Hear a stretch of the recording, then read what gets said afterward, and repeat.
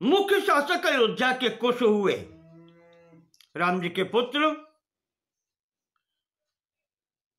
इन कुश महाराज के पुत्र हुए अतिथि, अतिथि के निषद, निषद के अनल, अनल के नभ, नभ के पुंडरीक, पुंडरीक के क्षेमधनवा, क्षेमधनवा के देवानीक, देवानीक के अहीनक, अहीनक के रुरु, रुरु के परियात्रक, परियात्रक के देवल, देवल के वत्सल, वत्सल के उत्क, उत्क के वज्रनाभ, वज्रनाभ के शंखर, शंखर का ईशुताश्व, उनके पुत्र विश्वसह, विश्वसह के हिरण्यनाभ।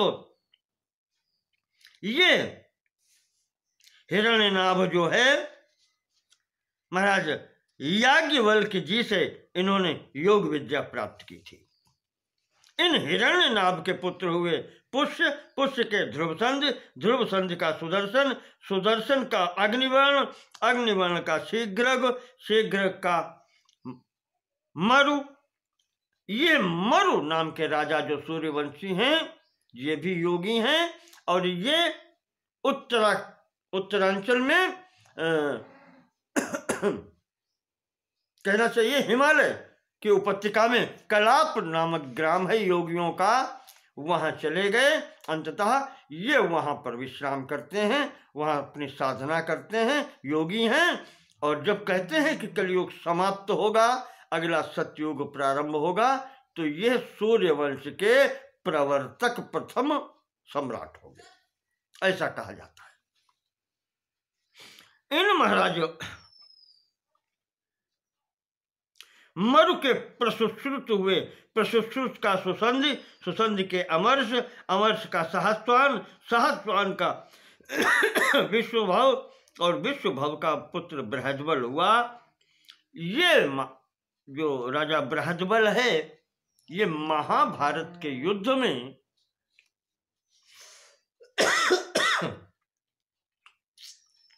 जिस दिन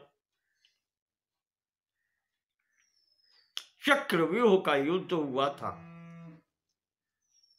यह दुर्योधन के पक्ष से आया था और अभिमन्यु के हाथों ये वहां पर मारा गया था बृहद्बल। महाराज जी ने वंशावली सूर्यवंश की यहाँ पर स्थगित की है, भविष्यवाली और आगे बताएंगे। यहाँ पर यहीं पर कहते हैं, एते इक्ष्वाकु भूपाला प्राधान्येन मयेरिता। इक्ष्वाकु के वंश में, सूर्यवंश में, इक्ष्वाकु के वंश में ये मुख्य मुख्य राजाओं के नाम हमने आपको बतलाए हैं। एते शाम चरितम शृण्वन् सर्व पापैः प्रमुच्यते। इनके नाम सुनने मात्र से, इनके चरित्र सुनने मात्र से व्यक्ति पापों से छूट जाता है, समस्त पापों से मुक्त हो जाता है। इसके पश्चात आगे 5वें अध्याय में महर्षि पराशर जी इसी कथाक्रम को चालू किए हैं, चल रही है। कहते हैं, इक्ष्वाकु तनयो योसौ निमि नाम सहस्रम वत्सरम सत्र मारे भी।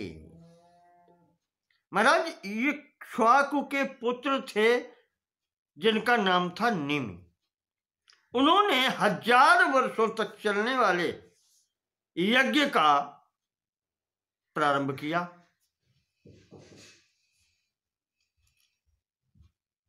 प्रारंभ करने का विचार किया। वशिष्ठ जी के सामने प्रस्ताव रखा गया तो वशिष्ठ जी ने कहा कि राजन,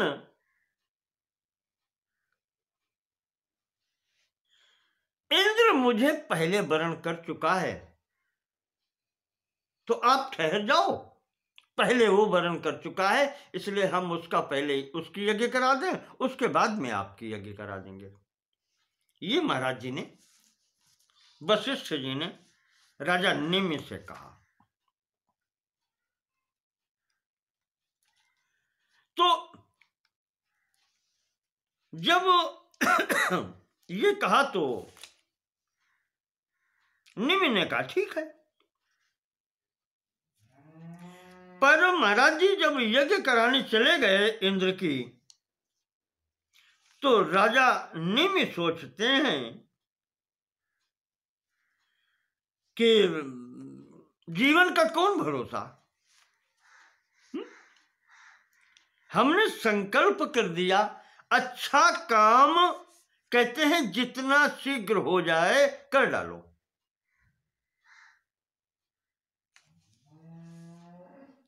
अन्यथा कोई न कोई विघ्न लग सकता है, या जीवन का भरोसा क्या है,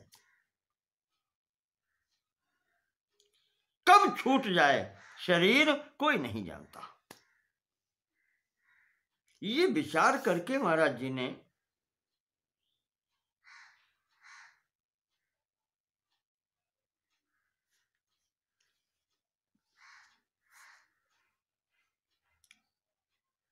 वशिष्ठ जी चले गए, तो वशिष्ठ ने इंद्र का यज्ञ प्रारंभ कर दिया। इधर महाराज निमि ने सोचा, तो इन्होंने अन्य ऋषियों का आवाहन करके, जिसमें गौतम आदि ऋषियों का नाम आता है, इन्होंने यज्ञ प्रारंभ करा दी। उधर यज्ञ वशिष्ठ जी को 500 वर्षों की यज्ञ थी इंद्र की, वो यज्ञ करा के ये वापस आए, तो यहां देखा कि निम्न की यज्ञ चल रही है अपने स्थान पर। तत्कर्म कर्तृत्वं च गौतमस्य दृष्ट्वा स्वपते तस्मै राज्ञे माम प्रत्याख्यायै तदनेन गौतमाय कर्मांतरम समर्पितम।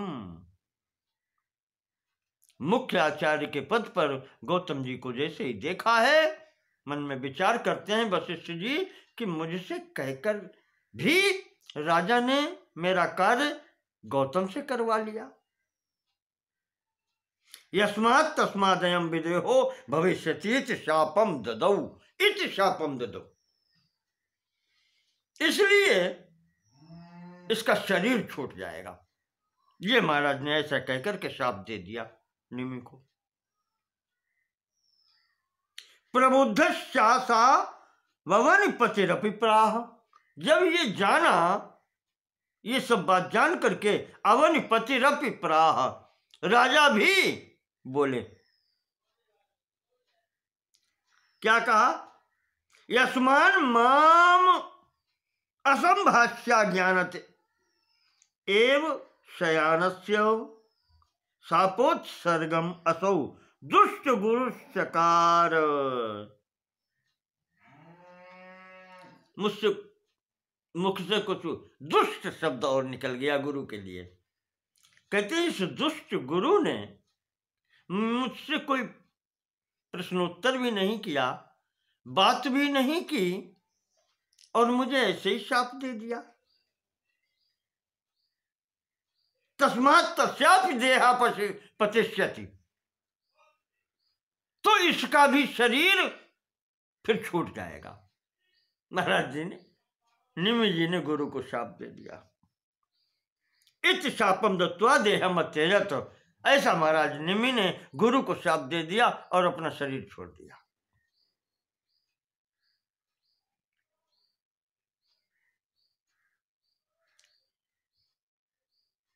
इधर राजा के शाप से वशिष्ठ जी का भी शरीर छूट गया।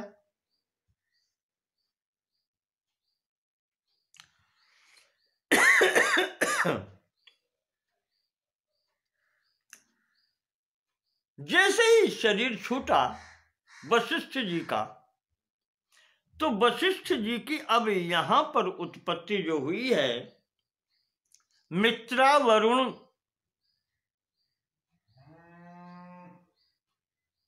जो देवता हैं, देवगण हैं,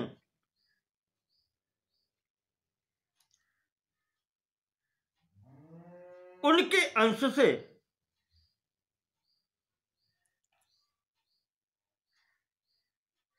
एक घड़े से उत्पत्ति हुई है, और इस घड़े से उत्पत्ति हुई है 2 शरीर। एक ये हैं वशिष्ठ जी और एक है महाराज अगस्त्य जी। इस प्रकार से ये दोनों घटज कहे जाते हैं। वशिष्ठ जी का द्वितीय जन्म है। तो इधर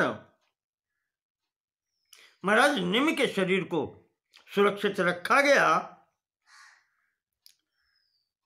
जो गौतम आदि ऋषि थे उन्होंने यज्ञ पूर्ण करवाई, देवताओं का आवाहन किया, देवता उपस्थित हुए। तब ऋषियों ने, गौतम आदि ऋषियों ने उनके समक्ष प्रस्ताव रखा कि प्रभु, आपकी यज्ञ कराते हुए राजा का शरीर छूट गया, यद्यपि उसका कोई दोष नहीं था, तो आप सब लोग हमारे इस यजमान को जीवित कर दें। ये जो मांगा है तो देवताओं ने महाराज निमि के लिए ये कहना चाहा, प्रेरित करना चाहा कि शरीर मिल जाएगा। तो निमि उस सूक्ष्म शरीर से उपस्थित हो गए और कहने लगे। महाराज निमि ने कहा है यहाँ पर, भगवंतो अखिल संसार दुख हंता रहा। देवताओं से क्या, भगवान आप सब लोग तो संसार के दुख को दूर करने वाले हैं, तो हमें अब संसार में क्यों डाल रहे हैं? ये तो संसार ही दुखालयम अशाश्वतम, दुखों का ये घर है संसार, इसमें शांति कहाँ?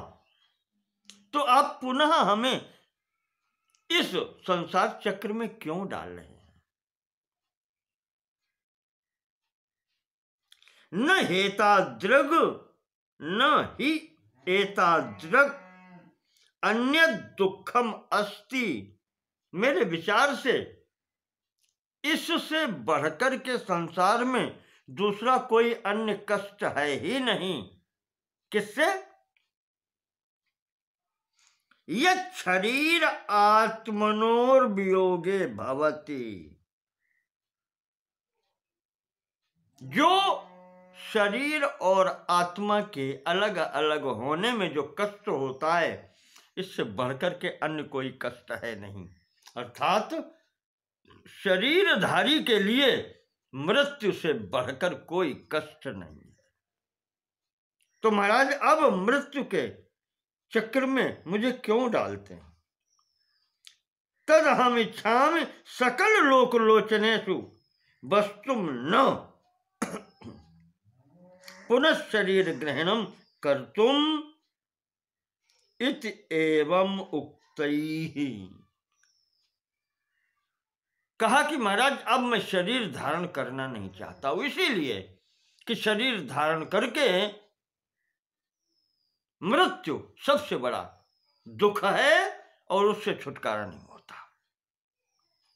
शरीर आत्मा का वियोग, अलग अलग होना अर्थात मृत्यु होना सबसे बड़ा दुख है, अब नहीं उठाना चाहता। ये जो कहा महाराज निमि ने, ऐसा कहे जाने पर देवताओं ने देवै रसावशेष भूतानाम नेत्रेषु अवतारिता। देवताओं ने कहा, महाराज निमि, आज से तुम समस्त जीवों के पलकों पर, आंखों की जो पलकें हैं जो चलती हैं, इन पर निवास करोगे। भूतानाम नेत्रेषु अवतारिता, नेत्रों में स्थित कर दिया। ततो भूतानि उन्मेष निमेषम चक्रुः। इसी कारण से महाराज के रहने मात्र से ये जो निमेष, उन्मेष निमेषम चक्रुः, आंखों में ये पलक झपकना और पलक उठना, ये क्रियाएं होने लगी। ये दिया गया। अपुत्र से भूभुजा, महाराज जी निम की कोई संतान नहीं थी। शरीरम अराजक भीर वो मुनियो रण्याम मंथु। राजा के शरीर को मुनिजनों ने मंथन किया, एक प्रक्रिया थी, ये कई विषयों में आई है।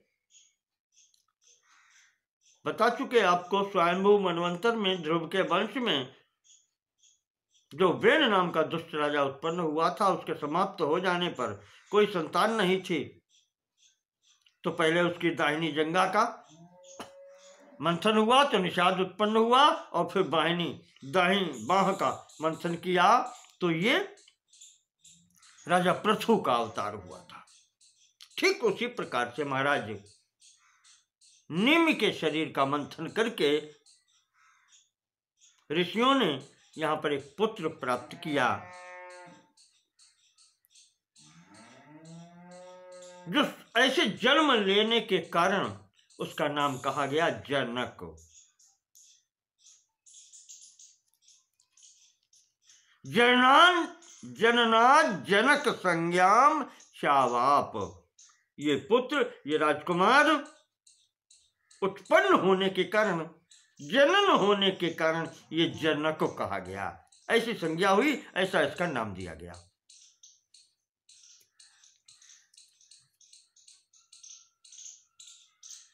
अभूत विदेहो अस्य पितेति वैदेहा, क्योंकि इसके पिता थे विदेह, देह समाप्त हो चुका था, इस कारण से ये वैदेह भी कहलाता है। और मथनाथ जातो इसको मिथि भी कहा गया है। मथनान मिथि इति, विदेह से उत्पन्न होने के कारण वैदेह, मंथन करने से उत्पन्न होने के कारण मिथि, ये नाम इसी के जनक वैदेह और मिथि इसी के हुए। इन जनक के आगे पुत्र हुए उदावसु, उदावसु के हुए नंदिवर्धन, नंदिवर्धन के हुए सुकेतु, उनके देवरात, देवरात के ब्रजोक्त, ब्रजोक्त के महावीर, महावीर के सुधृत, सुधृत के हृष्टकेतु, हृष्टकेतु के हर्यस्व, हर्यस्व के मनु, मनु के प्रतीक, प्रतीक के कृतरथ, कृतरथ के देवमीर, देवमीर के विबुध, इनके महाधृति, महाधृत के कृतरात, कृतरात के महारोमा, और महारोमा के स्वर्ण रोमा, स्वर्ण रोमा के हृष्ट रोमा, और हृष्ट रोमा के पुत्र महाराज क्षीरध्वज हुए। ये श्रेणी है निम्न वंश वालों की, जनक की। इसमें जो देवरात पहले बताए, ये शिव धनुष इनको प्राप्त हुआ था, भगवान शिव के द्वारा दिया गया था रखने के लिए, यहाँ पर इनके यहाँ रखा गया। और ये क्षीरध्वज नाम के जो राजा हुए हैं इस वंश में, कहते हैं पुत्रार्थम यजन भुवम कृषतः, पुत्र प्राप्त करने के लिए यज्ञ करना चाहते थे, तो यज्ञ के लिए भूमि शुद्ध करते समय, जो भूमि कृषि भूमि पर यज्ञ होती थी, आप ध्यान रखिएगा, ऊसर बंजर भूमि पर यज्ञ नहीं होती, अच्छे स्थानों पर जहाँ पर फसल अच्छी तैयार होती है, ऐसे स्थानों पर यज्ञ कराई जाती है। तो भूमि का शोधन कर रहे थे, हल चला रहे थे, तो हल के अग्रभाग से जो वो हल का अग्रभाग जो फाल कहा जाता है, उसी को कहते हैं सी, सी कहते हैं उसको, नोक को हल की, और उससे जो रेखा बनती है वो कहलाती है सीता। और वहीं से एक कन्या पिटारी में बंद हुई, प्राप्त हुई, इस कारण से इस कन्या का नाम सीता हुआ।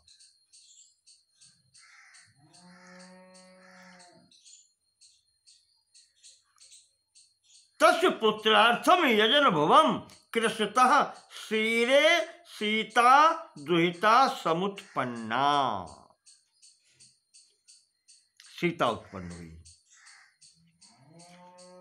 इन महाराज क्षीरध्वज के भाई कुशध्वज थे, और क्षीरध्वज के ही बाद में भानुमान नाम के पुत्र हुए। देखो सीता की उत्पत्ति बता दी। इन भगवती सीता का विवाह पहले बता चुके, राम जी के साथ में हुआ था। अब आगे इनके भाई की जो कुशध्वज हैं उनकी पुत्रियां, और जनक जी की एक पुत्री और थी जिसका नाम था उर्मिला, और कुशध्वज की दो पुत्रियां थीं, मांडवी और सुतकीर्ति। तो इस प्रकार से इन चारों बेटियों का विवाह राम जी के चारों भाइयों के साथ में हुआ, राम लक्ष्मण भरत शत्रुघ्न को। तो शीरध्वज के भानुमान हुए पुत्र, भानुमान के शतद्युम्न, शतद्युम्न के शुचि, शुचि के ऊर्जनामा, ऊर्जनामा के शतध्वज, शतध्वज के कृति, कृति के अंजन, अंजन के कुर्जित, कुर्जित के अरिष्टनेमि, अरिष्टनेमि के सुतायु, सुतायु के सुपार्शु, सुपार्शु के संजय, और संजय के क्षेमावी, क्षेमावी के अनेना, अनेना के भौमरथ, भौमरथ के सत्यरथ, सत्यरथ के उपगु, उपगु के उपगुप्त, उपगुप्त के स्वागत, स्वागत के स्वानंद, इनके सुवर्चा, सुवर्चा के सुपार्श, सुपार्श के सुभाष, सुभाष के सुश्रुत, सुश्रुत के जय, जय के विजय, विजय के ऋत, और ऋत के सुनय, सुनय के बीतिहव्य, बीतिहव्य के धृति, धृत के बहुलाश्व, और बहुलाश्व के कृति नामक पुत्र उत्पन्न हुआ। ये महाराज जी कह रहे हैं कि यहां तक ये जनक जी का वंश है। महाराज निमि के वंश में मुख्य मुख्य ये राजा है, हमने आपको बताया। और कहते हैं कि इन राजाओं में अधिक राजा, अधिकतर योगी हुए। प्रायेण एते आत्मविद्याश्रयिणो भूपाला भवन्ति। ये निमि वंश में जितने भी राजागण हुए हैं, प्रायेण, प्रायः इसमें ये सब योगी हुए हैं, अध्यात्म विद्या के जानकार हुए हैं। इसके पश्चात एक बात यहां भी आई है, विकुक्ष निमि दंडका, ये कहा था एक शाकु के। महाराज जी ने यहां पर भी, पराशर जी ने भी दंडक और उसके परंपरा का वर्णन नहीं किया, श्रीमद् भागवत में भी नहीं किया। विकुक्ष का कर दिया और इसका कर दिया निमि का। इसलिए नहीं किया, थोड़ा परिचय वाल्मीकि रामायण के उत्तरकांड में दिया है, और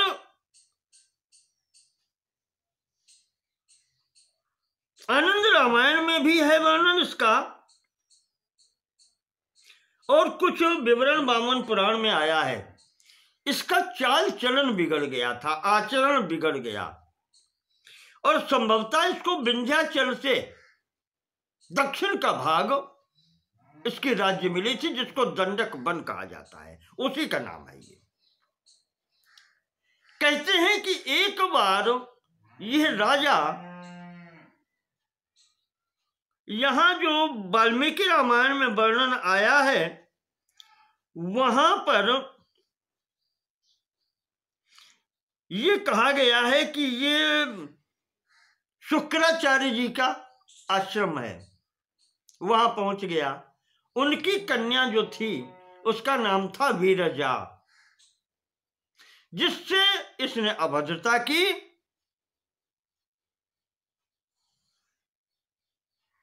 और फलस्वरूप शुक्राचार्य जी ने इसको शाप दे दिया कि जा, आज से 7 दिन के अंदर तेरी राज्य समाप्त हो जाएगी, कोई प्राणी तक शेष नहीं रहेगा।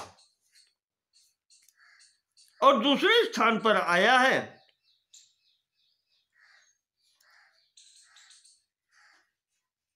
कि भृगु कन्या है, तो वो भी उसी में समझ में आता है। वामन पुराण में शुक्राचार्य जी का नाम है और इधर भृगु कन्या करके नाम आए। तो भृगुवंशी शुक्राचार्य जी में है। शुक्राचार्य जी के लिए भी कभी कभी भृगु शब्द, भृगु नाम प्रयोग कर दिया जाता है। घटना दोनों जगह एक जैसी है कि इसने उनकी कन्या के साथ में अभद्र व्यवहार किया, बलात्कार किया, जो भी स्थिति है, इस कारण से उन्होंने श्राप दे दिया कि तेरे इस राज्य के आसपास की 100 योजन की भूमि वीरान हो जाएगी, कोई जीव जंतु भी नहीं रहेगा। उनका श्राप था, इस कारण से ये सब जंगल हो गया था। इसीलिए भगवान राम से कहा था ऋषियों ने कि दंडक वन पुनीत प्रभु करहु, उग्र शाप मुनिवर कर हरहु। ये उग्र श्राप था मुनिवर का। इस कारण राम जी को कहा था कि आप उधर चलें तो उनके शाप का प्रभाव शांत हो और फिर यहां से विकास यात्रा प्रारंभ हो। इस कारण से राम जी के जाने पर दंडक वन, महाराज जी, यद्यपि अगस्त जी उधर आश्रम बना के रह रहे थे, फिर भी इतना आतंक हो गया था जब कोई वहां रहा ही नहीं, तो राक्षसों का लंका की चौकी आकर के जन स्थान में बनादी शूर्पणखा रह रही थी। और आप समझ लें कि जब विश्वामित्र जी के आश्रम यहां तक यूपी बिहार सब पार करके यहां तक वो धावा करने लगे, तो अन्य की स्थिति क्या होगी। इस कारण से यहां पर वर्णन नहीं दिया है, संक्षेप से मैंने आपको दंडक के चरित्र का बता दिया। यहां पर सूर्यवंश का विवरण पूर्ण होता है, आगे चंद्रवंश का विवरण दिया जाएगा। तो इस प्रकार से हम आज का विवरण यहीं पर पूर्ण करते हैं।